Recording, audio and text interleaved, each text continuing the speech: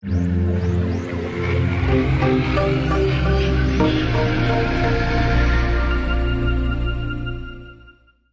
and welcome to the first Prince of Persia development diary, direct here from Ubisoft Montreal.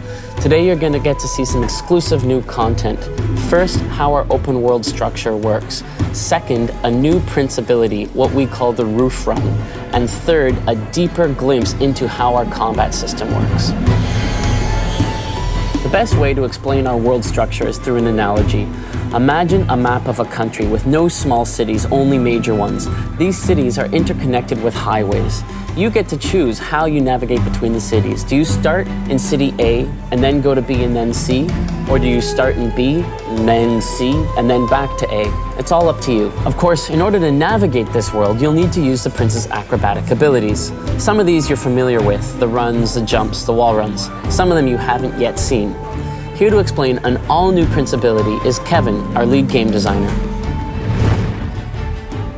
Throughout the years, the Prince has gained many new abilities. It's been a real challenge for us game developers. Now, let's discover a new move, the roof run. Since Sands of Time, wall run was always a signature movement of the Prince. We always tried to improve the wall run to keep this movement interesting and different. For this new Prince of Persia, we are letting the player run on ceiling view. He can use the rings to launch himself at greater distance. Some rings even lets the Prince perform a roof run to a vertical wall run, which gave us many new options. Now it's time to look at our top secret combat lab, where Thomas is practicing.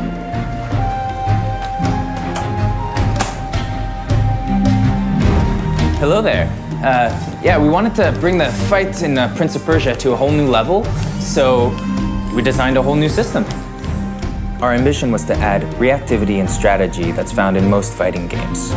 In the conception phase, we used movies like Final Fantasy Advent Children or even games like Soul Calibur as our main source of inspiration while designing our combat system. Our main objective was to use camera, sound, and visual effects to support and present a fight experience that could rival scenes found in cinema. Now let's go check out Dave and animation.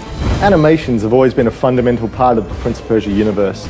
And now with our new engine, we're able to push these animations further than ever before. So in combat, you have the Prince Sword attack button, which is like the normal stance, the yellow for attack button, so that's where she comes in and does her bit, the claw gauntlet button, which is your lift stance, and the acrobatic action button, which is your jump stance. With those 4 buttons, you can build up some incredible combos, just like in fighting games, by switching in between these stances. If you're skilled, you'll push the 10+ combo requirements to access the aerial stance and the throw stance and teach your enemy who's the boss. So Andrew is the guy responsible for writing this new installment of the Prince of Persia, and he's going to explain to you a little bit more about the bosses and about the sound design that's gone into making this game. For a new Prince of Persia, we obviously needed some new enemies. All of the enemies in this game stem from Ahriman, who's the dark god of corruption. There are the corrupted, who are Ahriman's lords, and also Ahriman's soldiers. Each of the characters is brought to life by the voice actors who've recorded thousands of different lines. Unlike previous games, the Prince and Elika have dialogue available, so you can choose when they interact.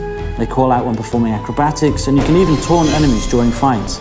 Each of the enemies has a very distinctive personality, ensuring an experience unlike any Prince of Persia game before.